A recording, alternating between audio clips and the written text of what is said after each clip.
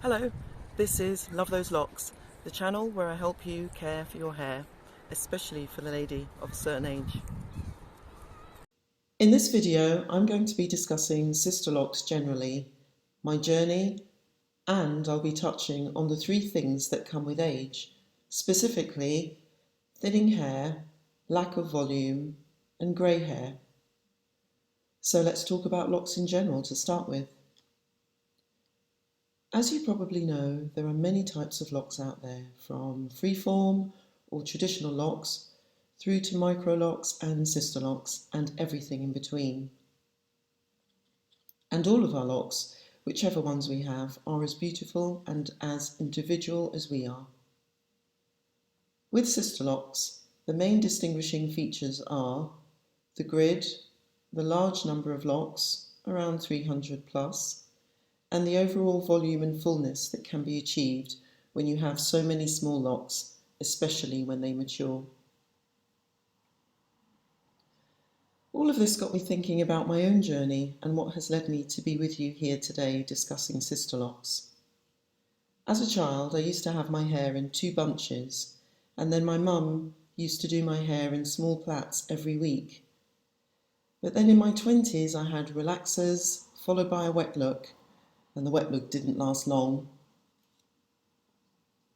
Then there were extensions of every kind until I grew tired of the maintenance involved in all of those hairstyles and of being frantic beyond reason if I couldn't get to the hairdresser to have my braids redone or my relaxer retouched.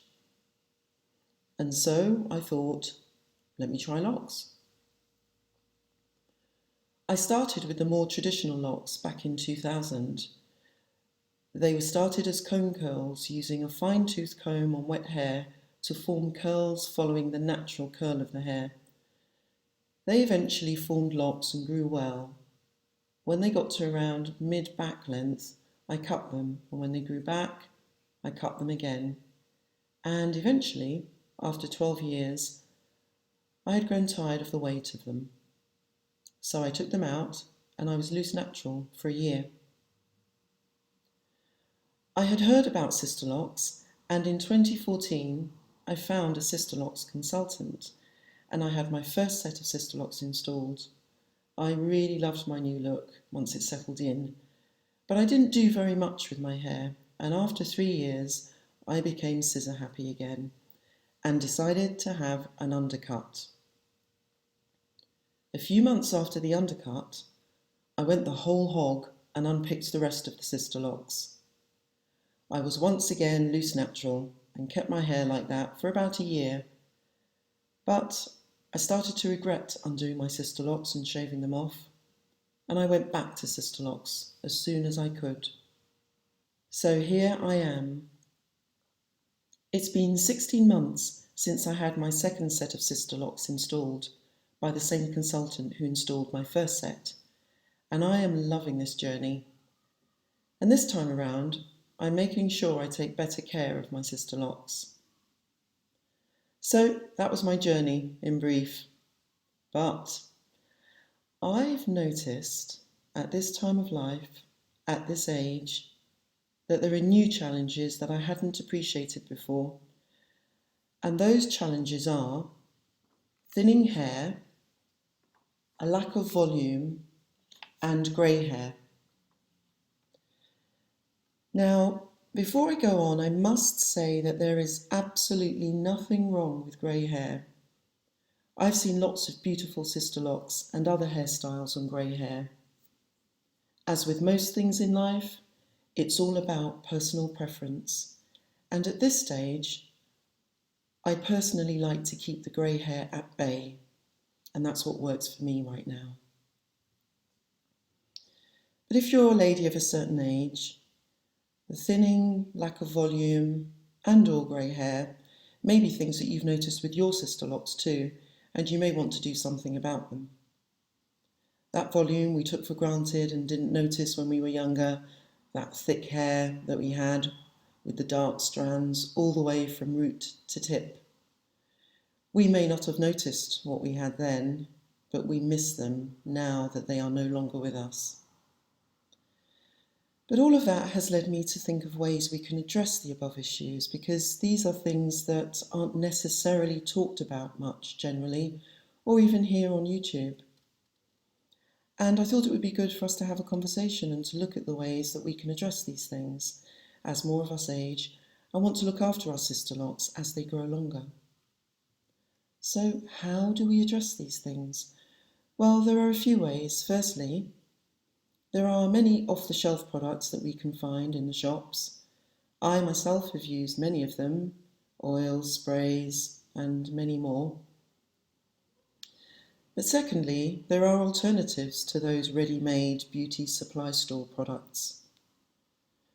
By way of example, about a year ago, I discovered a YouTuber, Tunisia Ali, who, among other things, uses aromatherapy oils in her oil blends for her Sisterlocks. As I have used aromatherapy oils for a number of years, she immediately grabbed my attention because I'd not thought of using the aromatherapy oils in my hair until that point. And not only did she discuss some of the well-known oils, she also mentioned some of the lesser-known ones. I've since tweaked those ideas and come up with some ideas of my own to help maintain the health of my scalp and to care for my sister locks. And through this channel, I'll be sharing what I do, as well as sharing my Sisterlocks journey with you. This is spring 2020, and worldwide, these are challenging times. If, like me, you go to your Sisterlocks consultant for your retightenings, I go every 7 weeks. And if, like me, you couldn't go to your last retightening due to the lockdown, you may be thinking, how am I going to keep my hair going until my next retightening appointment? Here in the UK, it looks like we have another 3 weeks of lockdown. So what can we do? While waiting for that next retightening appointment, whenever it will be, I'll be talking about some of the ways you can care for your hair. But in the meantime, I've been checking my scalp regularly and separating any rogue strands that are trying to merge with other locks to stop them marrying up. So to summarise, in this video, I've talked generally about looking after and loving those sister locks, and I've mentioned the 3 things I've noticed that are facing us now that we're reaching a certain age. Those are thinning, a lack of volume, and greys. And in the videos that follow, I'll be addressing each of these areas and much more. Thank you for watching my video. I really appreciate you being here. Please like and subscribe, and I look forward to talking to you again next time. Bye.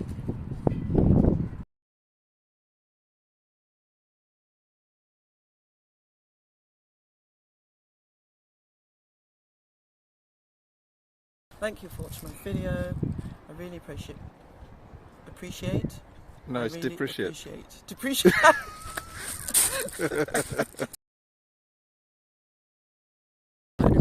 When I learn to say the word subscribe and appreciate. Is it depreciate?